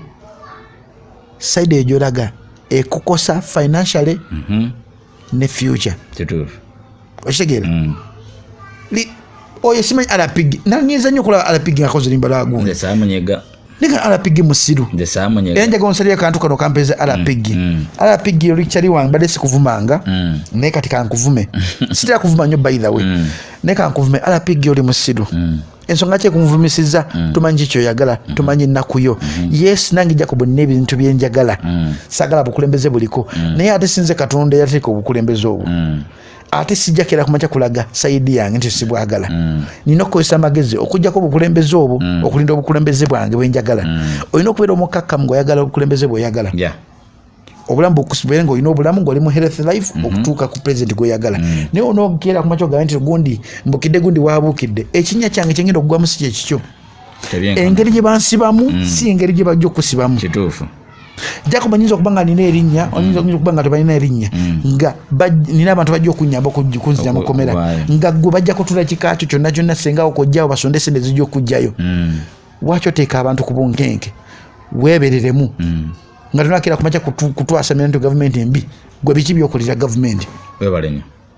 Okay, tulina Djjacob Omutuuze tuli ku Sakata Vibes tugenda maliriza ne waliwo obuuzo tusobola kuleka kububuuza ka tubumusimbe naye tulabe ngeri kyalowooza ku industry ku already basajja bamakinze ekintu kino kubanga sawa eno tukyenyumirizaamu sawa eno tuli bangi nnyo bakijoyininze kubanga batusherawo platform okwanguyirwa ensonga zino newankubadde mu maaso ebijja tutuuka bikalubemu naye kati nganze ndi proud nti nafuna omukisa okuyita mu mikululo gyabwe. Twafuna wave yajja nereeta ngeyali mu unity nereeta BET award tusobola okudda mu kufuna award enene bwetyo bwe kimu kisoboka bagamba history repeats itself ebyaliwo edda biddamu ne bibeerawo nti tusobola okufuna ne award esinga BET ntufuna Grammy naye obuzibu buli nti tulina abantu abasobola okuzireeta be tutalina essaawa zino nti abayimbi baffe bakaseera si bagenda si balubeerera ojja kusanga nti omuyimbi ajja kuyimbira emyaka 2 yagwe nti okufuna ebintu ebyo BET Grammy olina okuba nti okoze nnyo ng'obigwana okitegeera so weevu eyo kisoboka okubeerawo kiri 50-50 kisoboka obutabeerawo abantu benzikiriza bayinza okukera ku makyo okukola ebyafaayo mu music industry be bantu nga Balema be bantu nga Bajuliana be bantu bangi basobola okukola ebyafaayo naye bonga bo kibaliko oba bali mu nsi yaabwe oyinza okuba nga olowooza omuntu okukola ekintu kyakabi ninga si kyalowooza kuba buli muntu alina engeri gya oningamu life ye gyalabamu ensi ye ensi yo gyogirabamu next gyendabamu oli mu nsi yo nange ndi mu nsi yemu wadde tuli mu nsi gye bayita earth ne buli muntu alina capacity ye gyatwalamu ensi n'entegeera ye tulina muyimbi omuntu akyasoose okumenya records mu Uganda Fresh Kid oyogera ki ku future life ye music? Fresh Kid ekinyambye nze omu ku bantu abathinka bamuleeta nze omu ku bantu abasooka okusharinga video ye nze omu ku bantu abasooka okubanga njogera ne management about engeri gyayinza okuba nti baleeta mu Fresh Kid. Fresh Kid future ye eri ya bulabe mu maaso gye tugenda nti bamugrominga kubeera star. There's a difference between a kid ne star. Omwana no star byawukana nti olaba abantu bonna nabadde ba star okuva mu buto bwabwe essaawa zino balina ebizibu olaba akana akazanya Home Alone okalaba firimu gye bayita Home Alone akana kufuna twakola ntukalaba mu firimu naye wakajjako ekitiibwa eky'omwana n'okafula sita mu buto bwako bonna katuuka ekiseera ne kaluzinga osegera essaawa zino womuntu nako nzoga nti si oli ka Kelvin kwalaba nga mu Home Alone part 1 part 2 part 3 kakyuka nti abantu betodde Fresh Kid bali man-minded nnyo bazadde be abantu abamulaninga bali man-minded tebatunula future ya mwana nti omwana oyo asooka okugenda n'ekigambo bombo clat nga kigamba omuntu omwana oyo asooka nti obuuza manager ekyo kuba kunyooma otraininga mwana kubeera munyoomi oba nga tekyetegesa nga tolaba tagwa nakola interview tomugamba kola interview muleka ayimbe buyimbi naye nga tatudde mu interview nejokera ku bakyo ganto buuza n'omubuuza kibujo nga buuza manager already ali mu kunyooma bantu ne teacher jamugamba kintu kyekimu life enge tutambuliramu nadde abaana abalenzi tulina obuzibu bw'amaanyi nnyo nti tebatutraininga kubeera baana bataata batraininga kubeera basajja batraininga kubeera abantu banoonya ssente kyova olaba nti tetwagala kutuukiza buvunaanyizibwa bwaffe ng'abasajja twagala kufuuka basajja kukola ssente kugula masimu kugula motoka kugula ngoye za kabi naye kubeera bataata kyova olaba single mothers bangi nti Fresh Kid esaza bamutraininga kubeera mukozi wa ssente si kubeera mwana si kubeera taata si kubeera muntu wabuvunaanyizibwa okitegeera so nze kulwange olwange ali ajja kutuuka ekiseera industry emusula eddalu ebyaddala okay bw'anaafuna nga pressure kuva management ye takyayingiza ssente bazadde baagala ssente bona badependingira nawulire onaku mutima gwange nakeera ku mukyokola tata fresh kid nagamba omwana wange yayimiriza amaka ninga katiraba omusajja ono musiru oyina omwana omuto fresh kid tasoma oli mu kuzaala kyekiki nga nti abantu ffe tugamba nti gavumenti mbi tetwepima kiki tusobola kumalawo twagala tuliye naye nga bye tulya bina abantu birina bigenda awantu awafunda okitegeera olwedde tolina buyambi bw'oba baana bo olina omukazi olwedde maama fresh kid ali lubuto oba yazadde oba alina omwana omuto kyokka ono gwogamba yayimiriza amaka mwana muto nnyo gwe alina omutegeerera kyokka yakutegeerera nekankatiriere nosanga abantu bali ku social media bamuwagira omwana temutwala kusoma nenga nti abantu bano bazadde bamanyi okukeera ku makyo okuyitibwa nti omwana muto kyekitegeeza omwana okukeera ku makyo nga yalabirira famire bamanyi kyekitegeeza nga maama we ne taata we bali bona basi balema balina emikono nenga mbayi mukama katonda laavu yaddawa sinabimbamu ebintu byendaba ku social media nengamba nti Uganda tulagawa fresh kid talina genda ku ssomero lya boarding alina kubeera superstar nenga nti Uganda tulagawa omwana fresh kid ajja kutuuka ekiseera nga n'ez'okulya taziina mbyogedde wano ku Sakata vibes ajja kutuuka ekiseera nga obwongo bwe takyali mwana oba takyali muntu nga yakula dda alinga eyakona nga yagwadde eddalu naye mpolampola slowly but sure nesaza katatanso omutunya wooti nga takyali mwana lwakuna ffe tetwagala kiraba minisita we yavaayo nayogerako ensonga ey'amakulu abanayuganda bamuvuma ninga bana abantu bazadde bana abantu bu gavumenti gwakitegeera nejjayo ku bantu b'enguudo ninga bana abantu balalu okuddira omwana omuto mugamba nti no alabirire famire ayimbe mu bbaala omwana omuto nze sinya binabonaabona nasulanga ku street naye sagala ku bulamu bwe mpitamu omwana omulala buyitemu mba mpulira ddala muli obulumi mu mutima gwange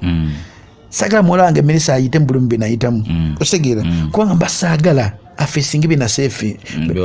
katogera kusanga ffe nosanga omuzadde agamba nze saasoma siriiwo naye n'otuula nga tafaayo mwana butasoma mulimu gwo okusomesa omwana wo omwana we wona omusomesa obulungi ajja kukulabirira ng'okaddiye ffenna tulinako time ekimuli kimulisa nekimala example entuufu kyekintu kyokera ku makya n'osimba ekimera kiina period nekiva mu ttaka weekiti nekiteekako emmere be baana b'ozaala abaana be babalya kituuka ekiseera nekiggwawo okitegeera ezo ensigo ze ziyamba ekimuli okuddamu okumiruka buto abantu abaana betuzaala gyemigi gye gigenda tusabira nga tufudde olunaku lwogera ku makya bagamba nti Djjacob ofudde Melissa agamba taata wange wumula mirembe eyo essala gye bayita taata wange wumula mirembe emmatalinga kikulu nnyo naye obanga omwana twakera ku makya muwa life ennungi tajja kusabira kuwumula mirembe kati fresh kid ne taata we bakyali balamu ne maama we naye omwana bali mu mutta mpola mpola slowly but sure trust me on this gojja kulaba emyaka jajja kutuuka kubanga akuze ajja kutuuka ekiseera nga takyali mwana kera ku makya olaba omuyimbi omukulu industry mufuula ekintu ekitatagasa olwata akaana akato akatafunye kusoma kumala akatafunye kubuulira kumala okitegeera nontuuka okiseera nga ali mu comedy store abantu batudde azze kuyimbira abantu saa mukaaga ogw'ekiro abantu balina abaana baabwe ewaka babalese n'abakozi ne batuula ne balaba fresh kid nga ne basanyuka oli nanyini comedy store nakubira ne bamuleeta n'aperforminga n'asanyuka ng'ali happy ningamba Uganda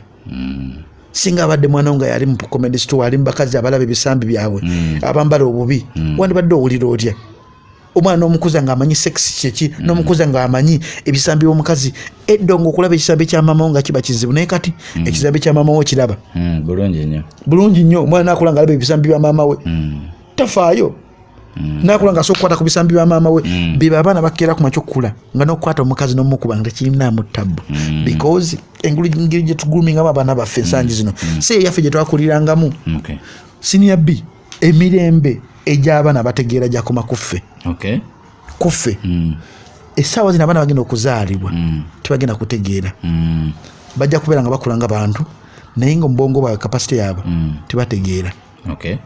wotuna Zubag yakola Facebook alina emyaka 30 asatu tugeza asatu gye mirembe gyaffe okitegera emirembe giddako tegisobola kuyiiya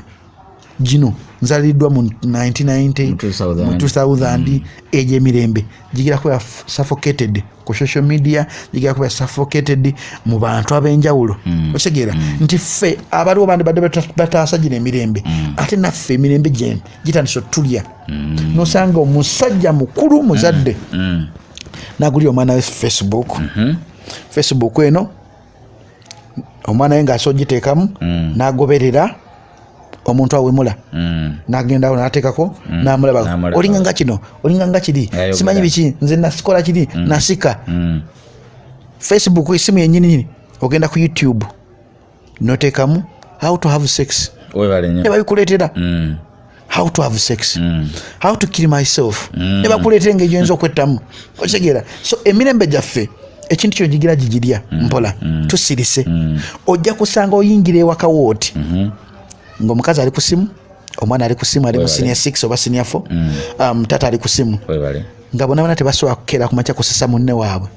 ng'omwana asekera ku simu munne amuweza ka WhatsApp nga n'omukazi asekera ku simu ali mu gurupu emu nga ne tata alisekera ku simu ali mu gurupu yaki y'omulimu tetusobola kumnyumya ziri engero edda wakayima ne wango tebikyaliwo essaawa zino omwana omuwa geemu n'atandika okutta okuyiga okutta ku geemu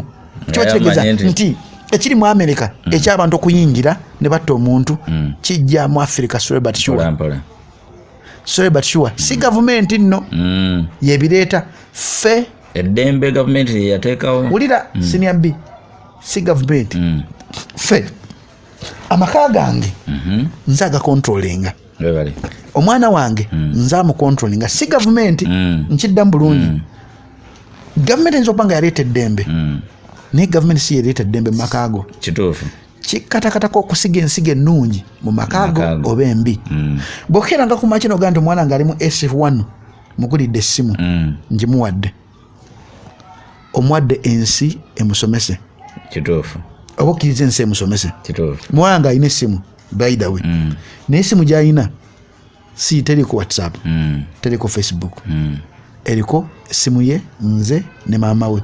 wemba njagala kwogera naye mukubira oba yakwogera maama we oba njagala mbipinga oba mpeeza message lwaki nagimuwa nti basobola omuwamba communication basobola omukola ekintu kyonna ekintu kyasooka okujjukira nti no daddy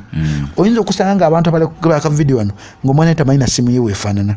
ennamba ye ng'obuuza omwana wo ennamba yange eriki nga tagimanya omwana naye ng'omwana asobola okumanya Edikenzo yalidde ki asobola okumanya Beyonce yakoze eki ne mubuuze esimu ya daddy we eriki simu ya daddy wange oba eriki kambuuze gundi ffe tutta amaka gaffe mpola mpola ffe tugenda okutta fresh kid mpola mpola ffe tuli mu kutta abaana abato mpola mpola tekirina kunzizayo nga nina kugambye nti olina time space emala ku simu yo oba ku kamera yo nti ekintu kyempositinga manya kigenda w'omwana omuto kigenda w'omuntu omukulu kigenda w'omuntu alina ebizibu kigenda w'omuntu alina sente I don't post for the sake of posting I post for the sake of teaching inspiring okitegeera abantu abasinga kye batamanyi nti you can post something nekiinspiring omuntu you can post something nekireeta omuntu okubeera abadde ayagala okwetta n'agamba nti wow senior binzi nafunako ennyana omukazi yava eyo hoima road eyo nandeetera ennyana nagamba musajja gwe nali ntuuse ku extent eyetta naye wenakuwulira ku radio wandeetera okweggyawo ebizibu byonna bye nnina ne focusing nga kyenina okukola ente no ngikuwadde for the sake of ebigambo byewaŋŋamba nga sibijjukira ebigambo kyo bye nayogera ko nga sibijjukira sibimanyi nabimanya naye abimanyi mu muntu ogwo byalimu weyatuuka okunoonyeza ng'ebigambo awulidde bingi instead okukeera ku makyo okutisizinga gavumenti mbi funayo akadde osomese ku muntu akulaba akugoberera funayo akadde onspiring omuntu abeera mu app eno gye bayita WhatsApp omuinspiring afune ka video ke ng'omuinspiringa kubanga WhatsApp eno eri mu kutta amaka gaffe mpola etta omukazi wo mpola etta Baganda bompola nawe ekutta kennyininyini nanyini maka era gavumenti yekose gavumenti yaleeta eddembe nisi yagamba nti genda ogule simu otekemu WhatsApp yo otekemu Facebook yo yakuwa eddembe yes tetuganye naye gwe kenyini gole mukutta genda okola research yo funayo akaana kamu kabuuze esimu ya maama eriki tekajja ki omwana atandika okutegeera ku mwaka gumu mwana atandika okutegeera kyovula baba abazungu ku mwaka gumu asobola okutegeera omwana ekiki agenda okubeera nti agenda kubeera kino agenda kubeera kiri naye wano e Uganda omwana tumuteeka mu nasale okitegera wano e Uganda ensangi zino osanga omwana ng'asobola okuba maama w'oluyi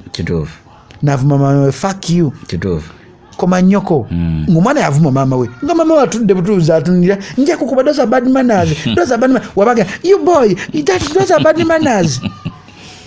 government before nga tunakeera kumaca kunenya government soko wenenye gwali kukyeye sawa zino agenda Dubai walekedde kumaca n'okukwata essimu yo n'okubira omwana gwaleka mu Uganda n'omu ebigambo 3 kimu 2 3 ebimuleeta okuba nti nno ensi temulya